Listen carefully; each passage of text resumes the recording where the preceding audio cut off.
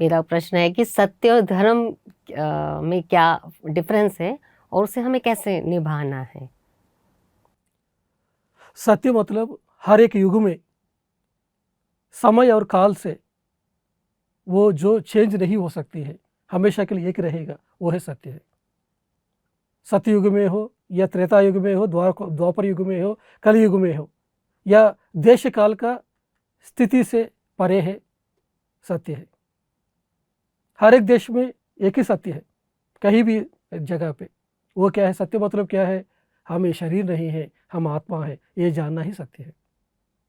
हमारा वास्तु को हम ही सृजन करते हैं, यही सत्य है। हमारा वास्तु को और कोई सृजन नहीं करते, हम स्वयं हमारे जीवन का कर्ता है, ये जानना ही सत्य है। जब हम जानेंगे कि हम शरीर नहीं आत्मा है, उसके बाद क्या करना है? हम इस दुनिया में आके इस इहलोक में क्या करना चाहिए, वो है धर्म। तो अभी क्या मेरा धर्म क्या है इस समय में? जब सत्य जानने के बाद धर्म मतलब क्या है कि अहिंसा ही परमो धर्म है। धर्म मतलब क्या है कि non violence, non killing, non interference, यही धर्म है। तो जब आपको धर्म पता चल गया क्या धर्म करना है, उस समय क्या होगा? अगर आपको पता चला सत्य क्या है, पता चला, उसके बाद आपका पति है कोई करप्शन कर रहा है, बिजनेस में धोखा दे रहा है, तो आपका काम क्या है फिर? इसको रोकना है कि नहीं?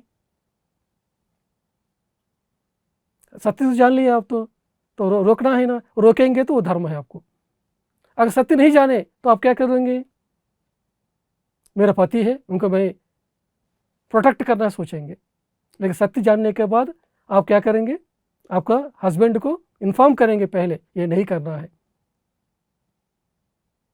बाद में आप रक्षा भी नहीं करेंगे उनको, क्योंकि पहले इन्फॉर्म किया आप। नहीं तो पहले क्या करेंगे? समाज के हिसाब से आप रहेंगे, सत्य जानने के बाद नहीं रहेंगे। धर्म है आत्मा का स्थिति के हिसाब से होती है। जो आत्मा में शरीर समझेंगे वो है शूद्र स्थिति में है। उस आत्मा का धर्म क्या है? शरीर का स्थिति को निभाना, खाना पीना सोना में रहना।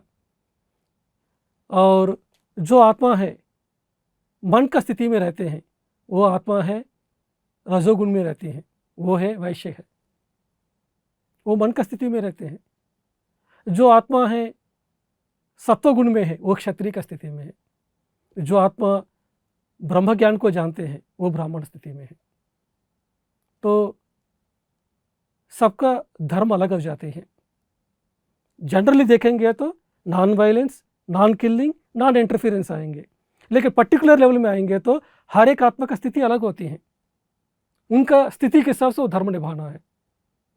कोई आत्मा को 500 जन्म हुआ, कोई आत्मा 200 जन्म हुआ, कोई आत्मा 100 जन्म हुआ।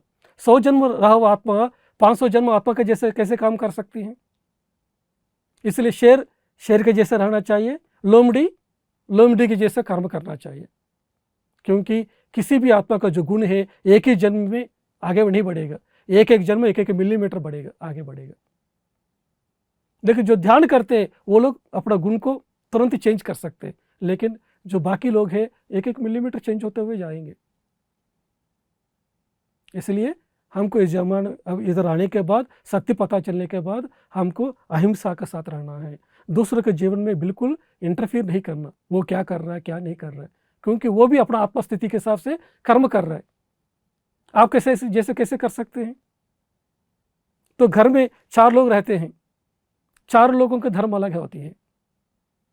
एक घर में 500 जन्म लिया हुआ आत्मा है, 400 जन्म लिया हुआ आत्मा है, 300 जन्म लिया हुआ आत्मा है, 50 जन्म लिया हुआ आत्मा है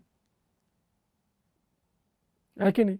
इसलिए हम किसी का तुम मेरा जैसे रहो ऐसा नहीं बोल सकते। सभी के साथ रहते हुए, एडजस्टमेंट के साथ रहते हुए जीना है, वही स्पिरिचुअलिटी है।